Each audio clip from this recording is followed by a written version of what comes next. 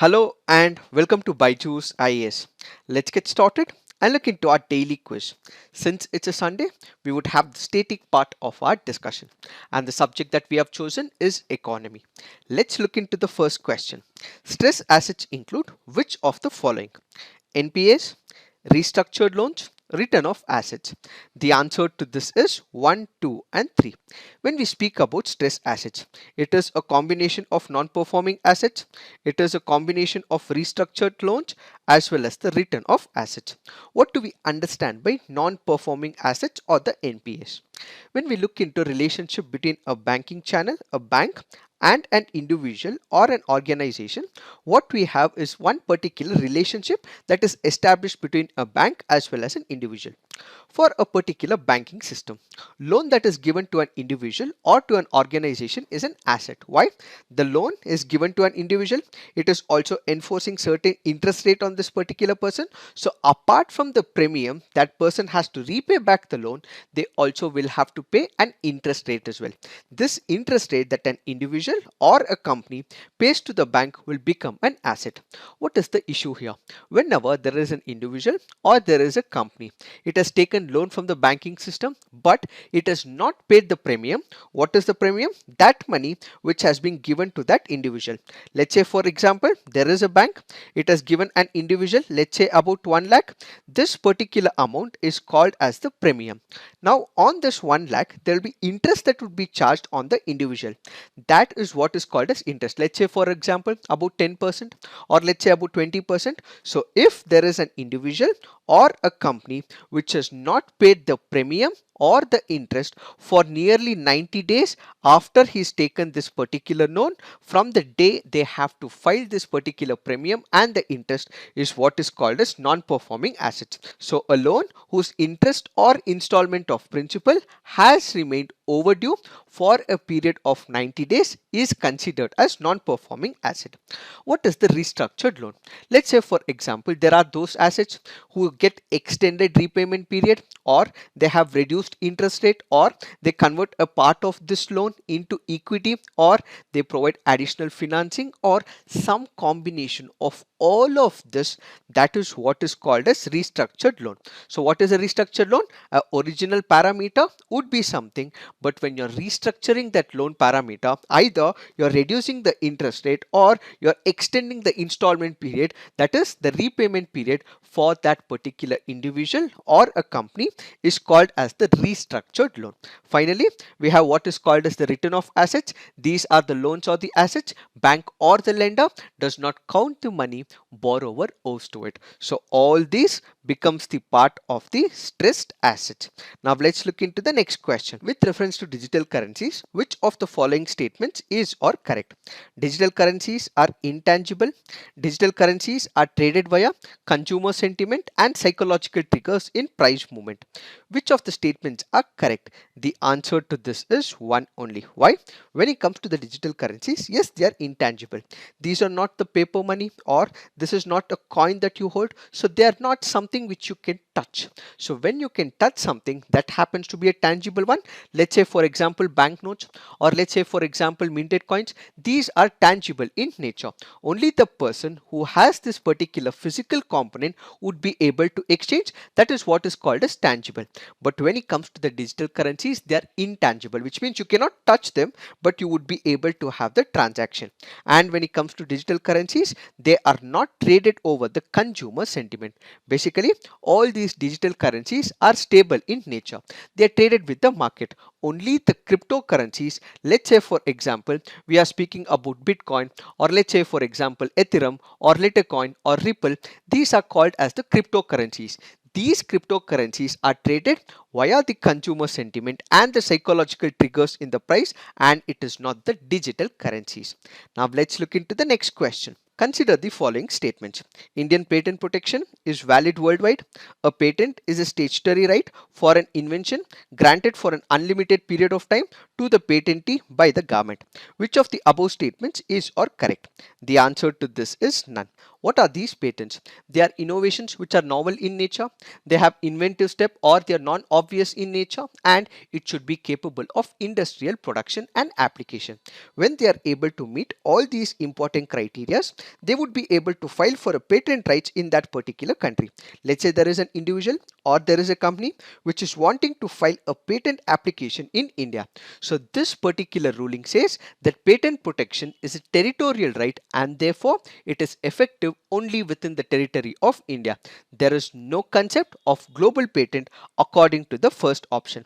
The second option says a patent is a statutory right for an invention granted for an unlimited period of time. This once again is wrong.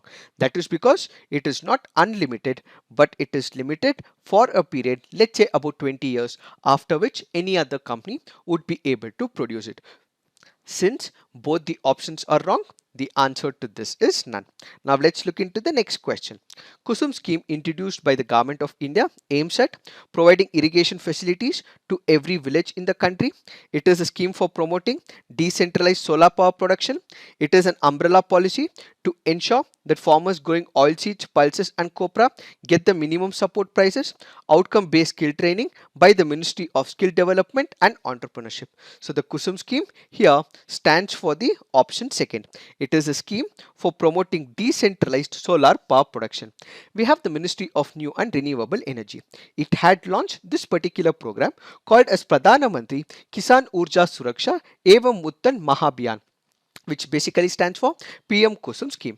What does it want to do? Basically, it will help the farmers for installation of the solar pumps in their field. This will get connected to the solar grid, and as a result, what we would have is renewable plants within the country. So the objective of Kusum scheme is a scheme for promoting decentralized solar power production. Now let's look into the next practice question. Consider the following statements with reference to special drawing rights. The SDR is an international reserve asset created by the IMF. The value of the SDR is based on a basket of 4 currencies. The SDR basket is reviewed every 3 years or earlier if warranted to ensure that basket reflects the relative importance of currencies in the world's trading and financial systems. Which of the statements given above are correct? The answer to this is one only. Why? When we look into the second option, it is not 4 currencies, but instead we have 5 currencies with the inclusion of the Chinese renminbi. When we look into the earlier instance, it was 4 currencies which included US dollar, the euro, the Japanese yen as well as the British pound. And recently we also have the Chinese renminbi, which was also added into this particular list. And as a result, we have 5 currencies and not 4 currencies. Now let's look into the third option. The third option says the SDR basket is reviewed every 3 years. This is once again wrong. That is because it is not 3 years. It can be reviewed every 5 years or earlier as well. Now let's look into the next practice question. With reference to flexible exchange rate system, which of the following statements is or correct? The main feature of the system is that there must be credibility that the government will be able to maintain the exchange rate at the level specified. Second option, the system gives the government more flexibility and they do not need to maintain large stocks of foreign exchange reserves.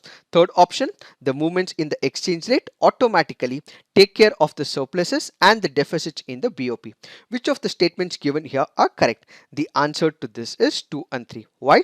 That is because when you look into the first option, it says the main feature of the system is that there must be credibility that the government will be able to maintain.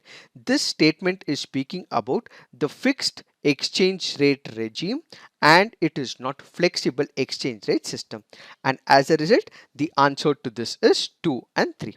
Now let's look into the next practice question. Which of the following statements about non-banking financial company is or incorrect? NBFC is incorporated under the Banking Regulation Act of 1949. NBFC can issue checks to its customers. Deposit insurance facility of Deposit Insurance and Credit Guarantee Corporation is available to the depositors of NBFC. Which of the statements are incorrect? Since it is asking for the incorrect statement, the answer to this is 1, 2 and 3. Why? That is because when you look into the NBFCs, these NBFCs are incorporated under the Companies Act and it is not the Banking Regulation Act. So do remember this, that NBFCs are incorporated under the Companies Act. Now, when we look into the second option, it says NBFCs can issue checks to its customers. This once again is wrong because NBFCs would not be able to issue the check payments as they are not part of the payment and settlement system. And third, it says the deposit insurance given by the Deposit Insurance and Credit Guarantee Corporation is available. No, this is not once again available to the NBFCs. What do we mean by it? Let's say, for example, we would have saved about 10 lakhs or 20 lakhs or 30 lakhs, and the bank is not working efficiently, and this particular bank has to be shut. In that particular case, irrespective of how much money that we would have, we would be paid an insurance amount of 5 lakh by the banking system. But that is not applicable to the non-banking financial company. Now let's look into the next practice question. The usual status approach to measuring unemployment uses a reference period of, is it 1 year, 6 months, 3 months or 1 month? The answer to this is 1 year. When we look into the usual status approach of measuring the employment, it basically uses a reference period of 365 days, 1 year, preceding the date of the survey of the National Sample Survey Organization for measuring the unemployment.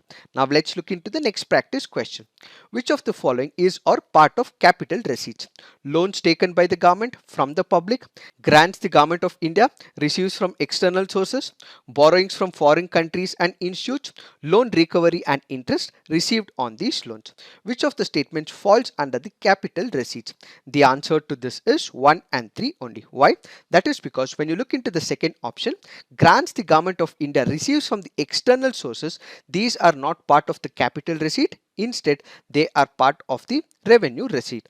And at the same time, when you look into the fourth option, loan recovery, yes, it belongs to the capital receipt, but the interest received goes once again into the revenue receipt. And as a result, what we have is option 1 and 3, which belongs to the capital receipts. Now let's look into the next practice question. Which of the following are part of impossible trinity? We have free flow of capital, fixed exchange rate, floating exchange rate, autonomous monetary policy and autonomous fiscal policy. The answer to this is 1, 2 and 4. What is this impossible trinity? This is also called as trilemma. So what is dilemma? When there is confusion whether you have to select one or the other, that is called as dilemma. There are two options, and when it comes to trilemma, there are three options where according to the macroeconomics it says when there is the banking sector, it would be able to make sure that two of the parameters, two of the components, the banking or the central bank would be able to control it. But the third option, they would not be able to control it, which is what is called as trilemma. So what are these impossible trinity? It includes free flow of capital, fixed exchange rate as well as autonomous monetary policy. Kindly remember all these important questions which can be important from your preliminary examination. This is it for today. Thank you for watching. All the best.